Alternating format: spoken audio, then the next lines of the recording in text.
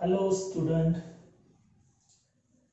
आज आपण या ऑनलाईन क्लासमध्ये पार्टनरशिप फायनल अकाउंटचे प्रॉब्लेम्स सॉल्व करण्यासाठी ज्या ॲडजस्टमेंट आपल्याला सॉल्व करायच्या असतात तर त्या ॲडजस्टमेंट आपण समजून घ्यायला सुरुवात करणार आहोत. तर आजच्या ॲडजस्टमेंटच्या या लेक्चरमध्ये आपण काही महत्त्वाच्या ॲडजस्टमेंट व्यवस्थित समजून घेऊ. त्यांचे फायनल अकाउंटमध्ये कशा प्रकारचे इफेक्ट्स जातात ते इफेक्टही आपण या ठिकाणी समजून घेणार आहोत. तर आजची आपली पहिली जी ॲडजस्टमेंट आहे ती आहे क्लोजिंग स्टॉकची.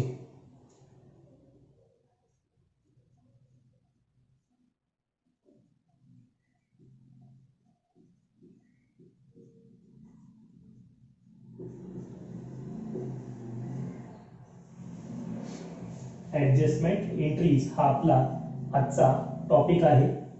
त्यातली पहिली ॲडजस्टमेंट आहे आपली क्लोजिंग स्टॉक.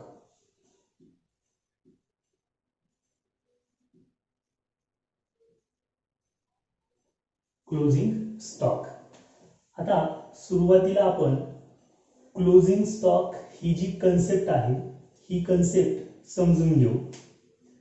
या ठिकाणी स्टॉक म्हणजे काय, तर स्टॉकचा अर्थ होतो साठा.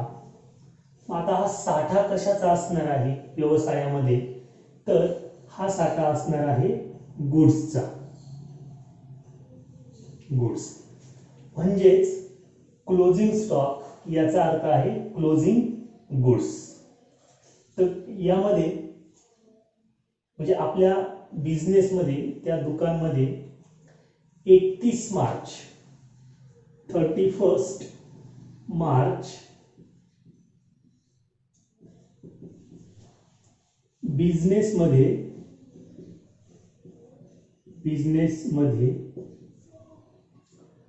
असलेला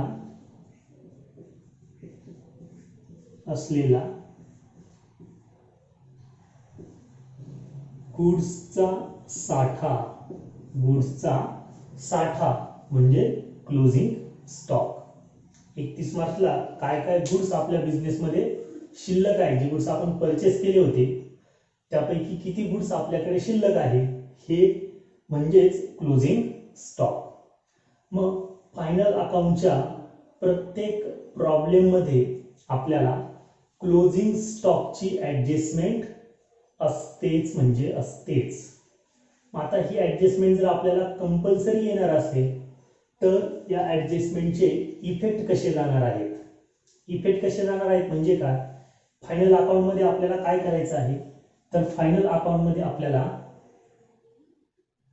पहिलं अकाउंट पास करायचं आहे trading account. Trading account and profit and loss account.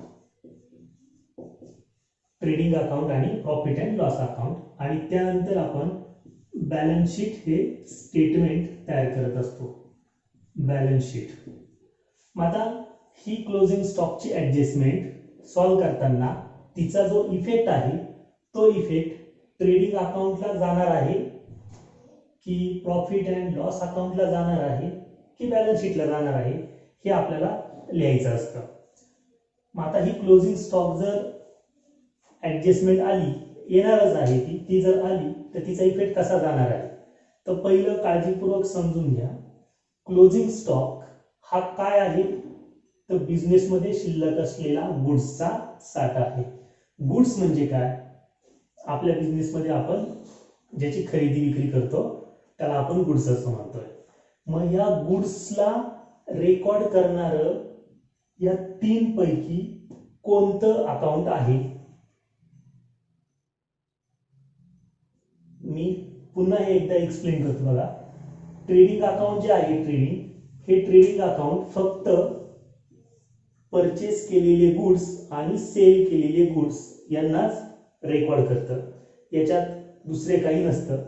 तर प्रॉफिट अँड लॉस अकाउंट जे असतं हे प्रॉफिट अँड लॉस अकाउंट बिझनेसला होणारे एक्सपेन्सेस आणि इन्कम त्यांची रेकॉर्डिंग करत असतं, तर बॅलन्स शीट आपल्या बिझनेसच्या ॲसेट आणि लायबिलिटी रेकॉर्ड करत असतं. म्हणजे आपल्याला जी ॲडजस्टमेंट आली आहे ती ॲडजस्टमेंट तिचं नेचर काय आहे हे जर आपल्याला व्यवस्थित समजलं तर आपण तिचा इफेक्ट कोणत्या अकाउंटच्या कुठल्या बाजूला जाणार आहे ते व्यवस्थित लिहू शकतो. गुड्स हे क्लोजिंग स्टॉकशी रिलेटेड असलेली कन्सेप्ट आहे. क्लोजिंग स्टॉक म्हणजेच गुड्स आहे. मग जर गुड्स रेकॉर्ड करायचे असतील तर कुठलं अकाउंट आपल्याला वापरावं लागेल? Trading account. बरोबर आहे. मग ट्रेडिंग अकाउंटला हे गुड्स कुठे लिहिणार आपण?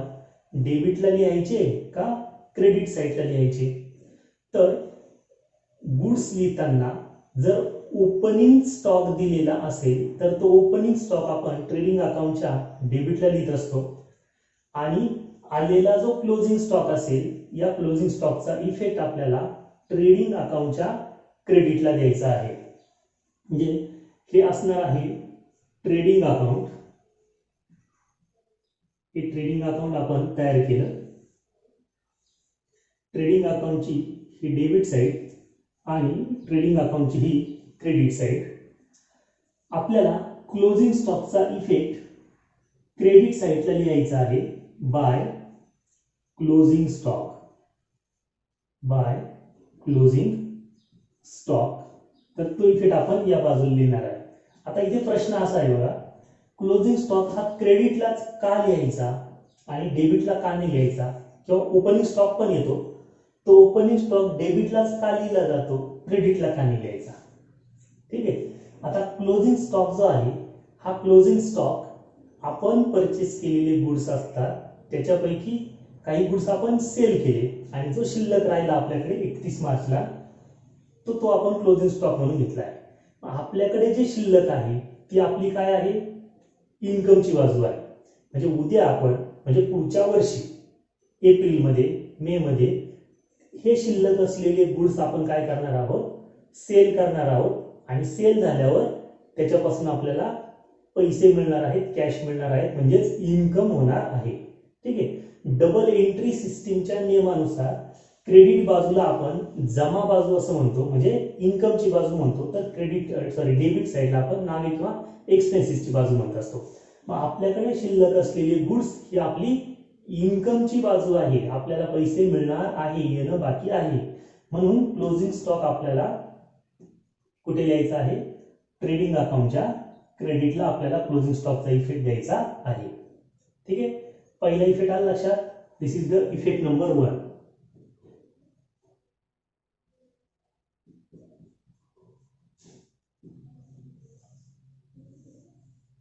क्लोजिंग स्टॉकचा इफेक्ट नंबर 1. आता इफेक्ट नंबर 2 कुठे जाणार आहे बघा. कोणतीही ऍडजस्टमेंट असेल तर त्या ऍडजस्टमेंटचे 2 इफेक्ट असतात. किती इफेक्ट असतात? 2 इफेक्ट असतात. त्या ऍडजस्टमेंटला कधीच एक इफेक्ट नसतो. काही ऍडजस्टमेंट अशा पण मिळतात त्यांचे 3 पण इफेक्ट येतात. ठीक आहे. म्हणजे जेव्हा आपल्याकडे ऍडजस्टमेंट येणार आहे तर त्या ऍडजस्टमेंटचे आपल्याला 2 इफेक्ट कंपल्सरी लिहायचे आहे. मग ते 2 इफेक्ट ट्रेडिंगला येतील, प्रॉफिटला येईल का बॅलन्स शीटला येईल? म्हणजे एक इफेक्ट जर ट्रेडिंगला आला तर दुसरा इफेक्ट प्रॉफिट अँड लॉसला जातोय का बॅलन्स शीटला जातोय हे आपल्याला शोधायचं असतं. ओके. जसं आता आपण क्लोजिंग स्टॉकचा इफेक्ट पहिला इफेक्ट दिला आहे ट्रेडिंगच्या क्रेडिटला. आता दुसरा इफेक्ट आपल्याला द्यायचा आहे. मग दुसरा जो इफेक्ट आहे आपला, हा दुसरा इफेक्ट उरलेल्या 2 अकाउंट पैकी म्हणजे प्रॉफिट अँड लॉस अकाउंट आपल्याकडे शिल्लक आहे आणि बॅलन्स शीट आहे. नक्की कुठे येणार आहे? जर तुम्ही प्रॉफिट आणि लॉस कडे पाहिलं तर प्रॉफिट अँड लॉस अकाउंट काय करते? हे आपल्या बिझनेसमध्ये होणारे इनडायरेक्ट एक्सपेन्सेस लिहितं आणि आपल्या बिझनेसला होणारे इनडायरेक्ट इन्कम लिहितं.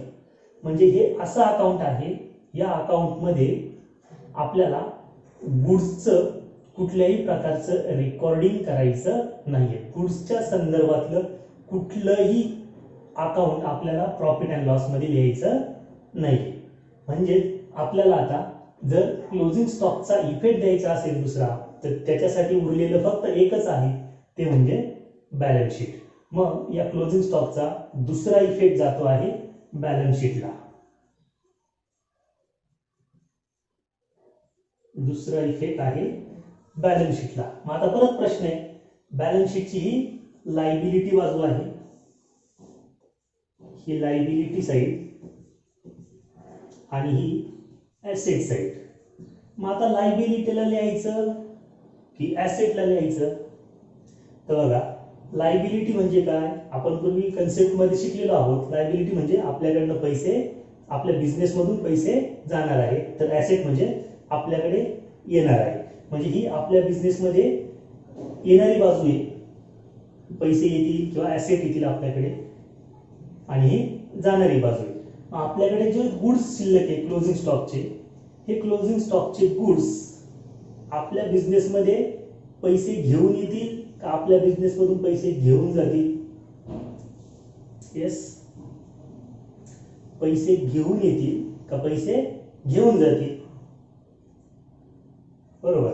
जर गुड्स आपण सेल केले तर पैसे येतील. आता क्लोजिंग स्टॉक आहे म्हणजे हे गुड्स ऑलरेडी परचेस करून झालेले, त्याचे पैसे पण आपले देऊन झालेले आहेत. आता हे गुड्स फक्त आपल्याला विक्री करायचे. म्हणजे जेव्हा गुड्स आपण विक्री करणार आहे त्यानंतर त्याचे पैसे आपल्याला मिळणार आहे. म्हणजे गुड्स ही आपल्या बिझनेसची करंट ॲसेट आहे. कोणती ॲसेट आहे? Current asset. मग या क्लोजिंग स्टॉकचा दुसरा इफेक्ट बॅलन्स शीटच्या ॲसेटला आपल्याला क्लोजिंग स्टॉक या नावाने लिहायचा आहे. Closing stock. तर अशा पद्धतीने आपण क्लोजिंग स्टॉक या ॲडजस्टमेंटचे दोन इफेक्ट देतो. पहिला इफेक्ट ट्रेडिंग अकाउंटच्या क्रेडिटला बाय क्लोजिंग स्टॉक या नावाने, तर दुसरा इफेक्ट बॅलन्स शीटच्या ॲसेटला क्लोजिंग स्टॉक. इथे आपल्याला टू बाय हे वर्ड वापरायचे नाही, क्लोजिंग स्टॉक, आणि त्याची जी अमाऊंट असेल त्या अमाऊंट आपल्याला या ठिकाणी लिहायची आहे. ओके, इफेक्ट आहे लक्षात. आता इथे अजून एक महत्वाचा पॉइंट आहे, तो म्हणजे क्लोजिंग स्टॉकची ऍडजस्टमेंट येताना त्या ऍडजस्टमेंटमध्ये आपल्याला दोन वर्ड सांगितलेले असतात. एक वर्ड असतो मार्केट प्राइस, मार्केट प्राइस, आणि दुसरा वर्ड असतो कॉस्ट प्राइस. कॉस्ट प्राइस कसं असतात ते, तर एक एक्झाम्पल बघा. समजा closing stock is valued at market price rupees 40,000 and cost price rupees 35,000. अशा पद्धतीने आपल्याला ही क्लोजिंग स्टॉकची ऍडजस्टमेंट प्रॉब्लेम मध्ये विचारली जाते. याच्यामध्ये आपल्याला मार्केट प्राइस आणि कॉस्ट प्राइस हे दोन वर्ड्स दाखवलेले असतात. मग आता इथे आपण गोंधळात पडतो का आपल्याला 35,000 रुपयाचं क्लोजिंग स्टॉक रेकॉर्ड करायचं आहे का 40,000 रुपयाचं क्लोजिंग स्टॉक रेकॉर्ड करायचं आहे. तर या अशा प्रकारच्या ऍडजस्टमेंटसाठी आपल्याला एक नियम लक्षात ठेवायचा आहे, आणि तो नियम आहे, मी नोट या नावाने त्याला इथे लिहितो आहे, नोट. तर ती नोट अशी आहे, जर मार्केट प्राइस आणि कॉस्ट प्राइस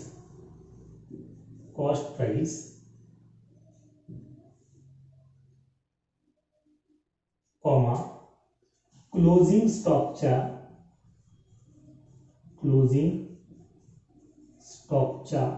ऍडजस्टमेंट मध्ये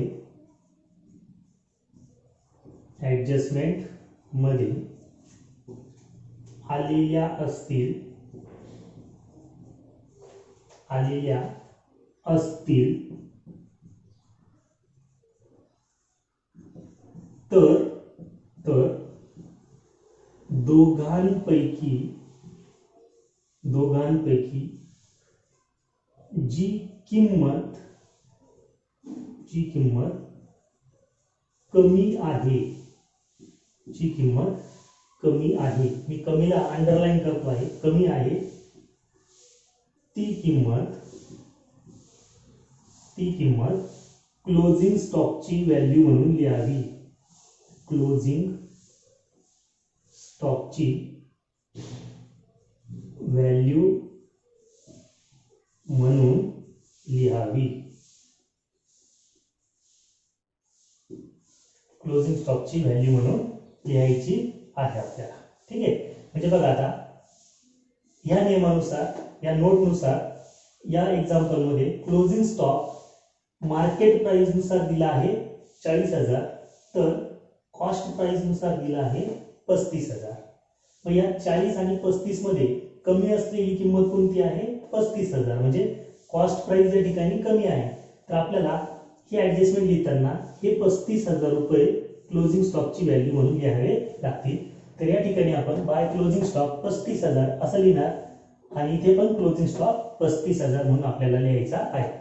तर सो दोन्ही शब्द ज्यावेळेस ऍडजस्टमेंट मध्ये येतील, दोन किमती दिलेल्या असतील, तर जी किंमत छोटी असेल ती छोटी किंमत तुम्हाला प्रॉब्लेम मध्ये लिहायची आहे. ठीक आहे. तर या ठिकाणी कन्फ्यूज व्हायची गरज नाही आहे. तर आपण क्लोजिंग स्टॉकची ऍडजस्टमेंट काय आहे, तिचे इफेक्ट कसे जातात आणि कोणती व्हॅल्यू लिहायची याची पूर्ण डिटेल आपण या ऍडजस्टमेंट मध्ये सोडून घेतलेले आहे. तुम्ही ही ऍडजस्टमेंट अशा पद्धतीने तुमच्या नोटबुक मध्ये नोट करा. ऍडजस्टमेंट लिहिताना वरती नाव टाका ऍडजस्टमेंट एंट्रीज.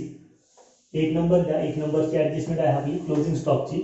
क्लोजिंग स्टॉकची थोडीशी माहिती आपण या ठिकाणी लिहिली आहे. त्यानंतर खाली लिहिताना इफेक्ट नंबर 1 ट्रेडिंग अकाउंट असं सिंपल ड्रॉ करायचं आणि मी जसं काढले त्याच पद्धतीने, आणि त्याचा पहिला इफेक्ट आपण बाय क्लोजिंग स्टॉक क्रेडिटला दिला. त्यानंतर इफेक्ट नंबर 2 लिहायचा. बॅलन्स शीट असं छोटंसं बॅलन्स शीट रफ तयार करायचं आणि ॲसेट साईडला क्लोजिंग स्टॉक असं लिहायचं आहे. आणि हे झाल्यानंतर आपण त्यानंतर ही नोट तुम्हाला लिहायची आहे. ही नोट त्याच्या खाली तुम्हाला लिहायची आहे. ही नोट लिहिल्यानंतर हे एक एक्झाम्पल, हे नाही लिहिलं तरी चालेल.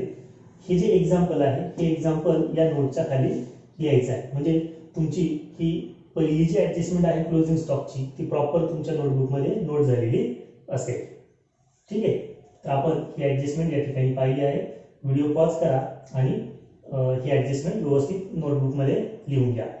मी अजून एक पॉईंट इथे सांगेल. फायनल अकाउंटचा प्रॉब्लेम सॉल्व्ह करताना ज्या स्टुडंटला अशा येणाऱ्या सगळ्या ऍडजस्टमेंट आणि त्यांचे इफेक्ट प्रॉपर जर समजलेले असतील, तर त्या स्टुडंटच्या समोर फायनल अकाउंटचा कोणताही प्रॉब्लेम येऊ द्या, तो स्टुडंट तो प्रॉब्लेम एकदम परफेक्ट सोडवू शकतो. त्यांचं बॅलन्स शीट पण टॅली होईल, त्यांचं नेट प्रॉफिटची व्हॅल्यू, ग्रॉस प्रॉफिटची व्हॅल्यू या सुद्धा टॅली होतील. फक्त ऍडजस्टमेंट आपल्याला समजणं गरजेचं आहे. ठीक आहे. तर त्या दृष्टिकोनातून आपण हे लेक्चर स्टार्ट केलंय. त्यातली पहिली ऍडजस्टमेंट आपली झाली आहे. बाकीच्या नोट्स तुम्ही तुमच्या नोटबुकमध्ये लिहून घ्या.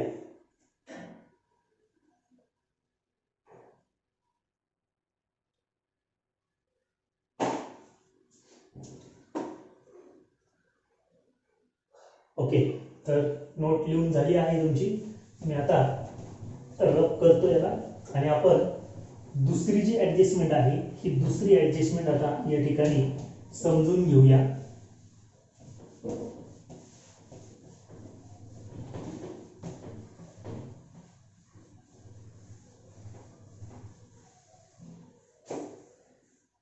आपली दुसरी ऍडजस्टमेंट आहे ऍडजस्टमेंट नंबर 2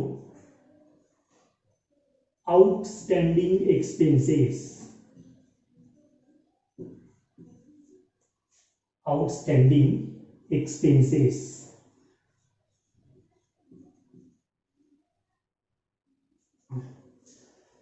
आता आउटस्टँडिंग एक्सपेन्सेस म्हणजे काय? आउटस्टँडिंग याला आपण म्हणतो थकीत. काय? तर खर्च. थकीत खर्च असं आपण आउटस्टँडिंग एक्सपेन्सेसला म्हणतो. मग आता आउटस्टँडिंग एक्सपेन्सेसची एक्झॅक्ट डेफिनेशन आपण करूया. एक्सपेन्सेस म्हणजे काय? खर्च आहे, पैसे आपल्याकडनं जाणार आहे. ठीक आहे. मग त्यातले हे आउटस्टँडिंग आहेत. म्हणजे काय, तर मी एक एक्झाम्पल सांगतो बघा, एक लिहितोच इथे ते एक्झाम्पल. समजा समजा जून महिन्याचं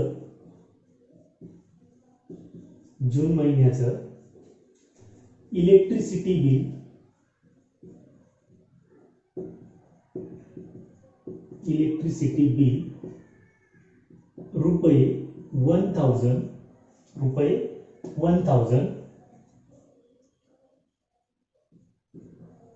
भरायचं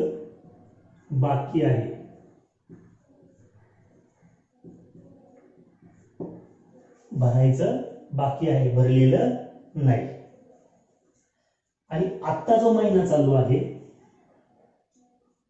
म्हणजे आपला करंट मंथ जो आहे, करंट मंथ आहे जुलै. महिना चालू आहे जुलै आणि इलेक्ट्रिसिटीचं बिल कोणत्या महिन्याचं आहे, जूनचं. 1000 रुपये जून महिन्याचं बिल भरलेलं नाहीये, ते भरायचं बाकी आहे. मग आता मला सांगा, हा इलेक्ट्रिसिटी एक्सपेन्सेस जो आहे, इलेक्ट्रिसिटी बिलचा जो एक्सपेन्सेस आहे, हा एक्सपेन्सेस चालू महिन्याचा आहे का? चालू महिना आहे जुलै, या जुलै महिन्याचं हे लाईटीचं बिल आहे का?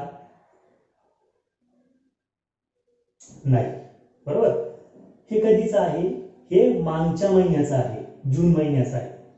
मग असा खर्च जो चालू महिन्याचा नाहीये, तो आधीच्या महिन्याचा आहे, म्हणजे मागच्या महिन्याचा आहे, आणि तो आपल्याला पेड करायचा बाकी आहे, भरायचा बाकी आहे. अशा एक्सपेन्सेसला म्हणायचं आहे आउटस्टँडिंग एक्सपेन्सेस, थकीत खर्च. ओके. मग आता इथे फक्त आपण महिन्याचं उदाहरण घेतलं. आपल्याला आता आउटस्टँडिंग एक्सपेन्सेस हा मार्च एंडिंगच्या ऍडजस्टमेंट मध्ये दाखवायचा आहे, म्हणून आपल्याला महिन्याचा हिशोब न ठेवता पूर्ण वर्षाचा दाखवावा लागेल. मग वर्षामध्ये हे कसं कन्वर्ट करणार, तर मी समजा हेच एक्झाम्पल असं केलं, जून महिन्याचा खर्च न म्हणता मी मागील वर्षाचा करतो. मागच्या वर्षाचं इलेक्ट्रिसिटीचं बिल 1000 रुपये भरायचं बाकी आहे. ठीक आहे. म्हणजे आता इथे करंट मंथ न म्हणता मी करंट इयर म्हणला. आता करंट इयर समजा हे मागचं वर्ष होतं 2019-20 हे फायनान्शियल इयर होतं. तर आता करंट इयर 2020-2021 आहे. मग या आर्थिक वर्षाचा जर एखादा खर्च आपला पेड करायचा राहिला असेल, तर तो तुम्हाला चालू आर्थिक वर्षामध्ये पेड करावा लागेल, आणि अशा खर्चाला आपण म्हणणार आहोत आउटस्टँडिंग एक्सपेन्सेस. ठीक आहे. समजण्यासाठी मी मराठीतच डेफिनेशन लिहितोय. बघा, आउटस्टँडिंग एक्सपेन्स म्हणजे काय, तर जो खर्च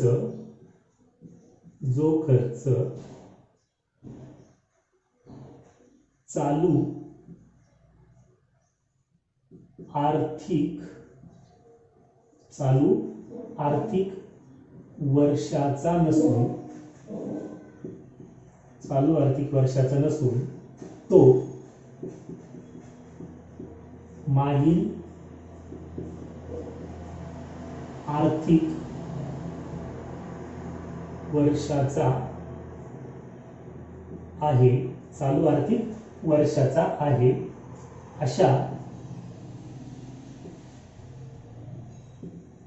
अशा थकीत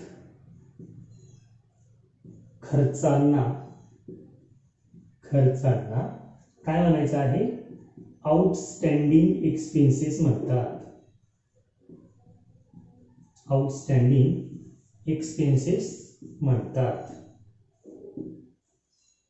ओके. तर कन्सेप्ट लक्षात आली असेल.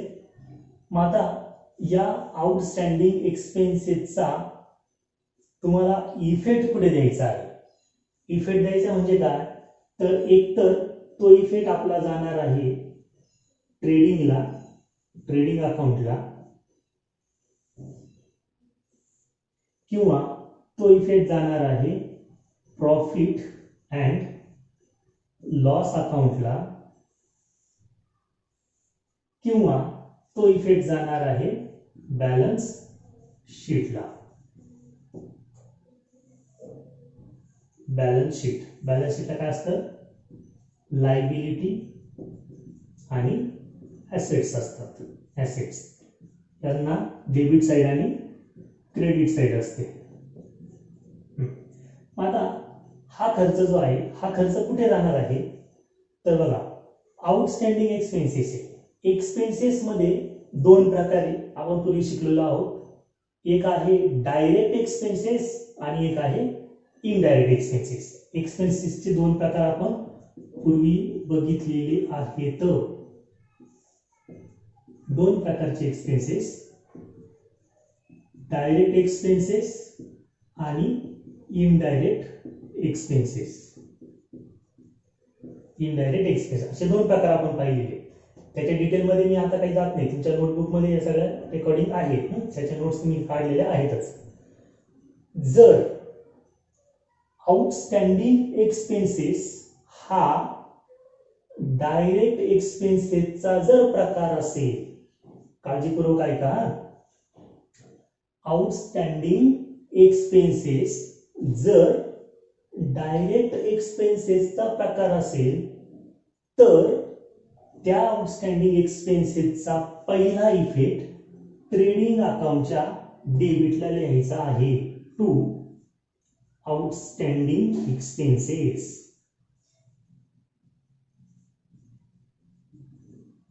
टू आउटस्टँडिंग एक्सपेन्सेस कधी लिहायचा आहे, जर हा आउटस्टँडिंग एक्सपेन्सेस डायरेक्ट एक्सपेन्सेसचा प्रकार असेल तरच ट्रेडिंग अकाउंटच्या डेबिटला लिहायचं, नाहीतर ट्रेडिंग अकाउंटच्या डेबिटला येणार नाही.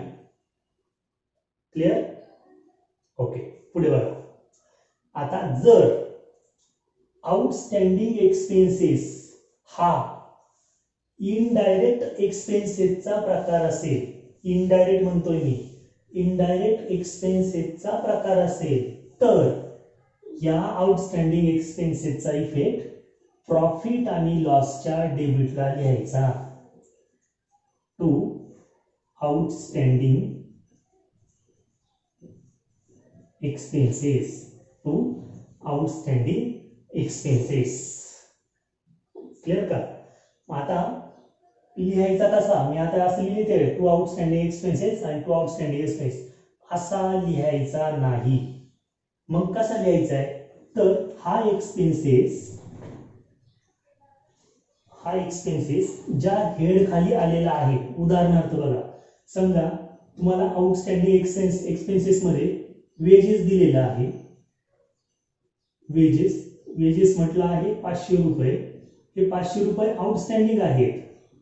आउटस्टँडिंग आहे.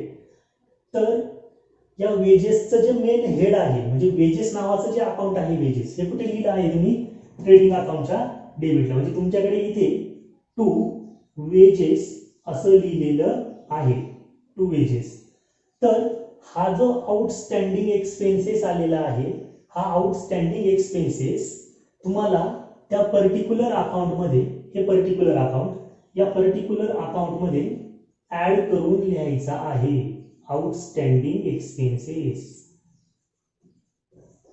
आउटस्टँडिंग एक्सपेन्सेस म्हणजे जो एक्सपेन्सेस दिला त्या एक्सपेन्सेसचा अकाउंट तुमच्याकडे ऑलरेडी असणार आहे. त्या असलेल्या अकाउंटमध्ये तुम्हाला हा एक्सपेन्सेस ऍड करून लिहायचा आहे. इथे टू वेजेस हे एक्झाम्पल आहे, तर मी इथे वेजेस लिहिता याला फक्त फॉर्मॅटमध्ये घेतो आणि याला मी डॅश डॅश अकाउंट असं लिहितो. डॅश डॅश अकाउंट ते कोणते अकाउंट असू शकतं. तसंच ते प्रॉफिट अँड लॉसला पण लागू होणार आहे. प्रॉफिट अँड लॉस अकाउंटमध्ये सुद्धा जर इनडायरेक्ट एक्सपेन्स असेल तर तो इनडायरेक्ट एक्सपेन्सेस तुमच्या ट्रायल बॅलन्समध्ये तुम्हाला दिलेला असणार आहे आणि त्याच्यामध्ये तुम्हाला हा आउटस्टँडिंग एक्सपेन्सेस ऍड करून लिहायचा आहे. Outstanding expenses. ओके, कळतंय ना? त्याचं एक्झाम्पल पण लिहू खाली, लिहितो त्याला. समजा एक एक्झाम्पल म्हणून इथे मी खाली लिहितोय. एक्झाम्पल असं, टू सॅलरी. तुमच्याकडे इथे सॅलरीचा अकाउंट आहे, सॅलरीचा अकाउंट, आणि तुम्हाला आउटस्टँडिंग मध्ये दिले आउटस्टँडिंग सॅलरी ₹200, तर मग इथे तुम्ही लिहिणार आउटस्टँडिंग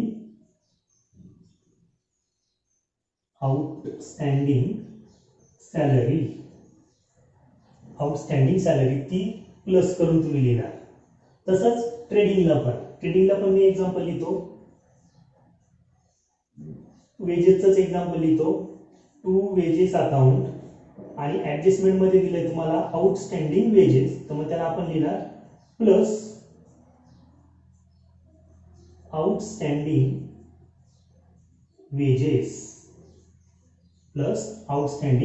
वेजेस असं आपण त्याचं एक्झाम्पल इथे लिहू शकतो. तर या पद्धतीने आपल्याला या आउटस्टँडिंग एक्सपेन्सेसचा इफेक्ट नंबर 1 देता येईल.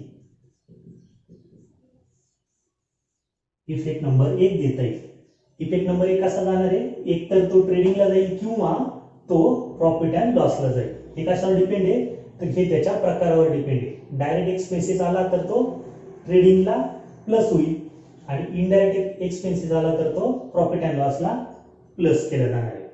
ओके, आता इफेक्ट घ्यायचा आहे दुसरा, कारण ऍडजस्टमेंट आहे आणि ऍडजस्टमेंट म्हटलं का तिला 2 इफेक्ट येणारच आहे.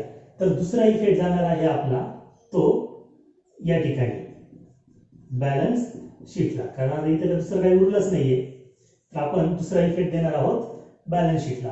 मग बॅलन्स शीटला लायबिलिटीला इफेक्ट जाणार आहे का ऍसेटला जाणार आहे, तर बघा हा एक्सपेन्सेस आहे म्हणजे पैसे येणार आहे का जाणार आहे. येस, पैसे येणार आहे का पैसे जाणार आहे.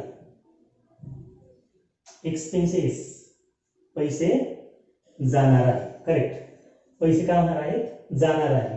मग जर पैसे जाणार असतील तर त्याला आपण काय म्हणतो, लायबिलिटी, आणि पैसे येणार असतील तर त्याला आपण काय म्हणतो, ऍसेट. ठीक आहे, म्हणजे आउटस्टँडिंग एक्सपेन्सेस हा कसला प्रकार आहे, तर लायबिलिटीचा प्रकार आहे. ठीक आहे, मग आपल्याला ही आउटस्टँडिंग एक्सपेन्सेसची लायबिलिटी बॅलन्स शीटच्या लायबिलिटी साइडला रेकॉर्ड करायची आहे. आउटस्टँडिंग एक्सपेन्सेस या नावाने आपण तिला इथे लिहिणार आहोत. मी एक्झाम्पल म्हणून लिहितो, लिहायचं कसं, तर समजा सॅलरी असेल तर आउटस्टँडिंग आणि त्या एक्सपेन्सेसचं नाव आपल्याला लिहायचं असतं, किंवा आउटस्टँडिंग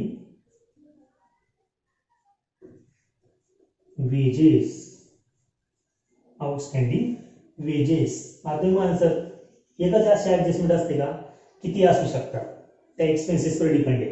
मग तुमच्याकडे एका प्रॉब्लेम मध्ये एकच ऍडजस्टमेंट येऊ शकते किंवा 4-4, 5-5 ऍडजस्टमेंट आउटस्टँडिंगच्या तुमच्याकडे असू शकतात.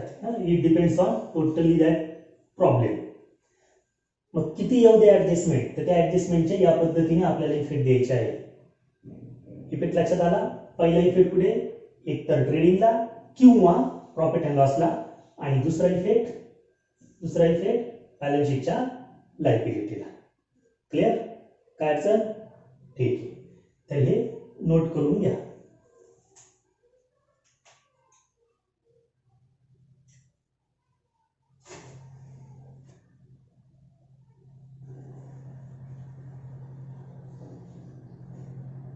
झालं लिहून, ओके.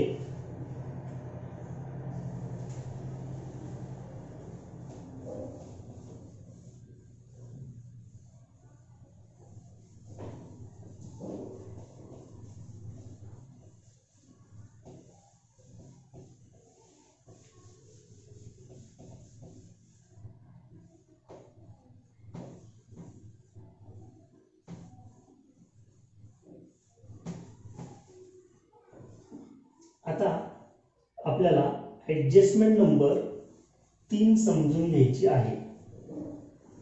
सगळ्याच ऍडजस्टमेंट प्रॉब्लेम मध्ये येतात असं नाही, पण कोणती येईल ते सांगता येत नाही. म्हणून ऍडजस्टमेंट नंबर 3,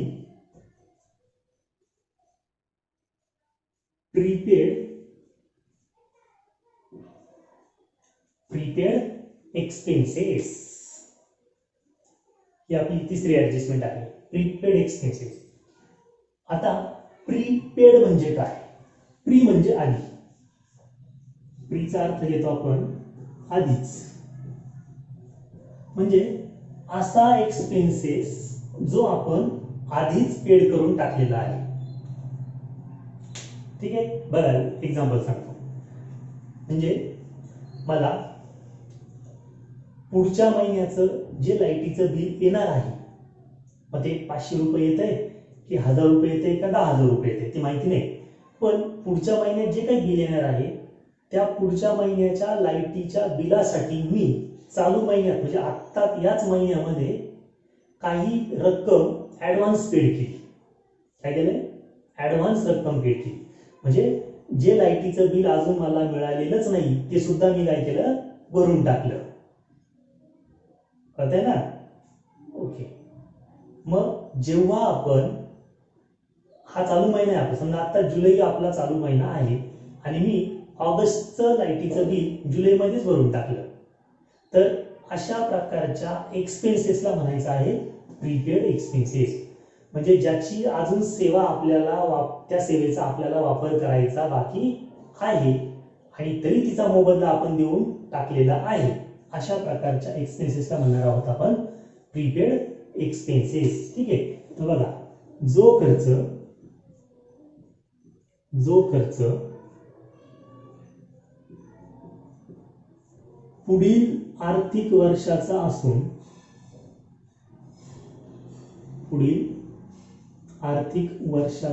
असून तो आपण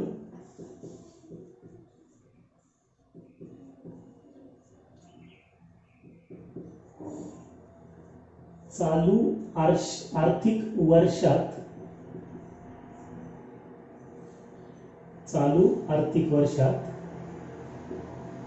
पेड केलेला आहे, करायचा बाकी नाही, पेड केलेला आहे. तर अशा खर्चाला म्हणायचं आहे प्रीपेड एक्सपेन्सेस. ओके. एक्झाम्पल बघा, समजा इन्शुरन्स आहे, इन्शुरन्स आहे माझा, करंट इयरचा इन्शुरन्स आहे, करंट इयरचा इन्शुरन्स आहे 4000 रुपीज. म्हणजे पर इयरला मला 4000 रुपीज इन्शुरन्ससाठी पेड करायचे आहेत. मी आता काय केलं, तर मी नेक्स्ट इयरचा 2000 रुपयाचा इन्शुरन्स ऑलरेडी पेड करून टाकला. पेड इन ॲडव्हान्स, मी त्याला ॲडव्हान्स पण म्हणू शकता, पेड इन ॲडव्हान्स. मग चालू वर्षाचा खर्च कोणता आहे माझा? 4000, 2000 का 6000? फक्त चालू वर्षाचा खर्च आहे 4000. आपण जेव्हा फायनल अकाउंट तयार करतो तर त्या फायनल अकाउंटमध्ये आपल्याला चालू आर्थिक वर्षाच्याच जमा खर्चाची नोंद करायची असते, पुढच्या आर्थिक वर्षाची नाही. ठीक आहे. मी अजून नंतर एक वाक्य तुम्हाला सांगणार आहे, ते वाक्य काळजीपूर्वक लक्षात ठेवायचं. तर हे समजून घेऊ आपण आधी, मग परत जाऊया तिकडे. तर बघा, चालू वर्षाचा माझा इन्शुरन्सचा खर्च आहे 4000 रुपये आणि मी चालू वर्षातच 2000 रुपये ऑलरेडी पेड करून टाकलेले आहे. म्हणजे जी कॅश मला पुढच्या वर्षात पेड करायची होती 2000 रुपये, ती मी याच वर्षात पेड करून टाकली आहे. म्हणजे चालू वर्षामध्ये काय दिसते मला, तर माझ्याकडे 2000 रुपये जे शिल्लक राहायला पाहिजे होते ते 2000 रुपये शिल्लक न राहता ते कमी झालेले दिसतील. मग ते कमी का झाले, तर या इन्शुरन्ससाठी कमी झाले, हे मला माझ्या फायनल अकाउंटमध्ये दाखवावं लागेल. मग हा जो एक्स्ट्रा खर्च आपण पेड केला जो पुढच्या वर्षी होणार आहे, त्या पुढच्या वर्षी होणाऱ्या खर्चाला जो आपण पेड केला ॲडव्हान्स एक्सपेन्सेस, त्याला आपण म्हणायचं आहे प्रीपेड एक्सपेन्सेस. ओके. मग मी आता इथे एक वाक्य सांगतो आहे, ते वाक्य काळजीपूर्वक लक्षात ठेवा. फायनल अकाउंटमध्ये आपल्याला फक्त चालू आर्थिक वर्षाचंच रेकॉर्डिंग करायचं असतं. म्हणजे चालू वर्षात किती खर्च झाला आणि चालू वर्षात किती इन्कम झालं हेच आपल्याला काढायचं असतं. त्याच्या मागच्या वर्षाचं म्हणजे चालू आर्थिक वर्षाच्या मागच्या वर्षाचं आणि चालू आर्थिक वर्षाच्या पुढच्या वर्षाचा हिशोब आपल्याला ठेवायचा नसतो. मग काय करायचं असतं, तर पुढच्या वर्षाचं जे काही पेड केलं असेल आपण ते आपल्याला लेस करायचं असतं. ते लेस केलं तर चालू वर्षाचं मिळेल ना. जर ते ऍड केलं तर ते ऍड होऊन जाईल, म्हणजे चालू वर्षाचं आणि पुढच्या वर्षाचं ते ऍड होऊन जाईल. मग तुम्हाला चालू वर्षाचा एकूण जमा खर्च कळणार नाही.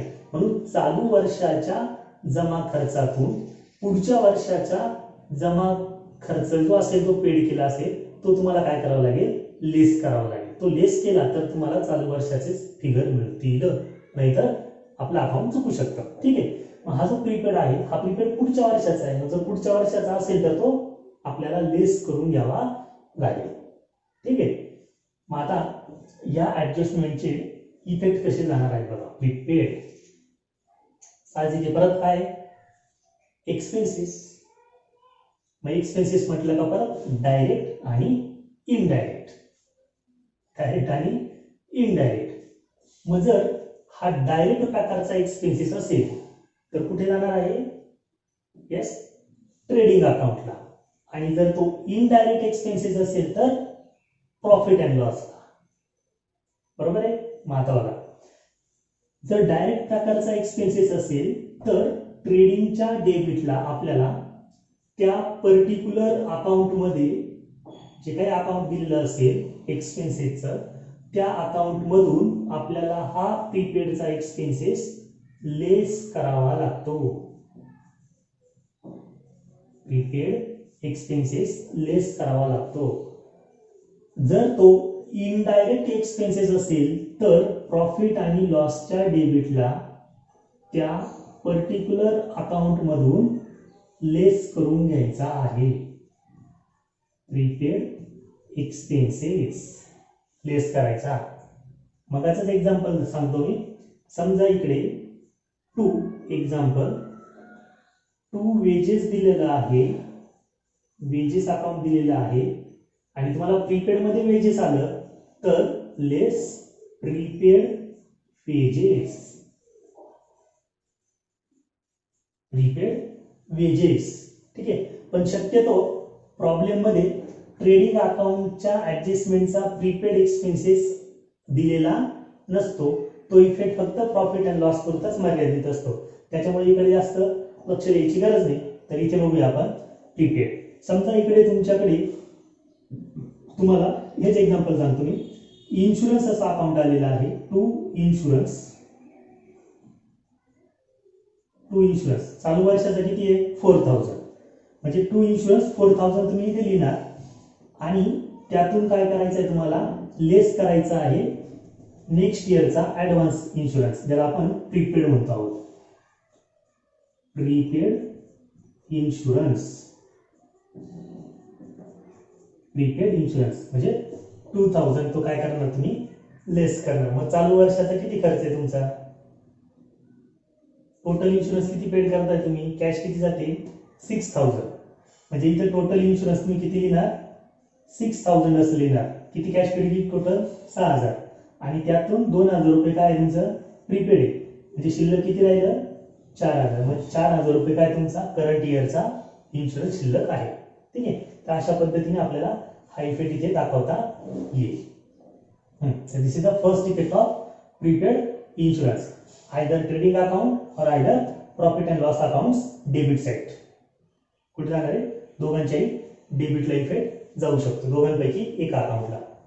आता दुसरा इफेक्ट साहजिक आहे, उरलेलं फक्त बॅलन्स शीट आहे. दुसरा इफेक्ट जाणार आहे बॅलन्स शीटला. मग आता हा दुसरा इफेक्ट लायबिलिटीला जाईल का ऍसेटला जाईल हे शोधूया. बघा एक्सपेन्सेस तर आहे म्हणजे पैसे गेलेले आहे म्हणजे लायबिलिटी ऑलरेडी पेड केलेली आहे. पण मला सांगा पुढचं वर्ष चालू झालेलं आहे का, नाही. अजून आपण करंट इयर मध्येच आहोत. हे सगळं अकाउंटिंग कुठे करतो आपण करंट इयर मध्ये करतोय. नेक्स्ट इयर अजून आलेलं नाही तरी तुम्ही खर्च पेड केलेला आहे. पण हा खर्च पेड करताना तुम्ही त्या खर्चाची सेवा जी आहे सर्व्हिस जी आहे ती घेतली का. म्हणजे इन्शुरन्सच्या अगेन्स्ट मध्ये तुम्हाला त्या इन्शुरन्स कंपनीकडनं जी सेवा मिळायला पाहिजे तिचा तुम्ही वापर करून झालेला आहे का, नाही. कारण अजून वर्ष चाललं नाही तर तिचा वापर कुठून करणार तुम्ही, बरोबर. ठीक आहे. मग ज्या गोष्टीचा तुम्ही वापरच केला नाही तिच्या बदल्यात तुम्ही कॅश पेड करून दिलेली आहे, मग इथे आपण आता असं म्हणू शकतो, कॅश तर पेड केली पण सेवेचा वापर येणं बाकी आहे, त्याची सेवा आपल्याला घ्यायची बाकी आहे. आणि जे बाकी आहे आपल्या बिझनेसमध्ये जे येणार आहे त्याला आपण काय म्हणतो, ॲसेट. काय म्हणतो, ॲसेट. म्हणजे आपल्याला या प्रीपेड एक्सपेन्सेसचा दुसरा इफेक्ट रेकॉर्ड करायचा आहे बॅलन्स शीटच्या ॲसेटला. Prepaid expenses. आणि जर तो, हेच एक्झाम्पल घेतो मी इन्शुरन्सचं, तर तो लिहिणार आपण इकडे प्रीपेड इन्शुरन्स. तर अशा पद्धतीने आपल्याला या प्रीपेड एक्सपेन्सेसचे दोन इफेक्ट देता येतील. पहिला इफेक्ट, ट्रेडिंग किंवा प्रॉफिट आणि लॉस अकाउंटच्या डेबिटला लेस करायचा आहे. आणि दुसरा इफेक्ट, बॅलन्स शीटच्या ॲसेटला स्वतंत्रपणे लिहायचा आहे. क्लिअर एकदम? 3 ऍडजस्टमेंट झाले आपल्या, क्लोजिंग, आउटस्टँडिंग आणि प्रीपेड. तर या तिन्ही ऍडजस्टमेंट तुम्हाला व्यवस्थित समजले असतील असं मी गृहीत धरतो आणि आजचं लेक्चर या ठिकाणी थांबवतो. ठीक आहे, याच्या नोट्स तुम्ही व्यवस्थित नोट डाऊन करून घ्या.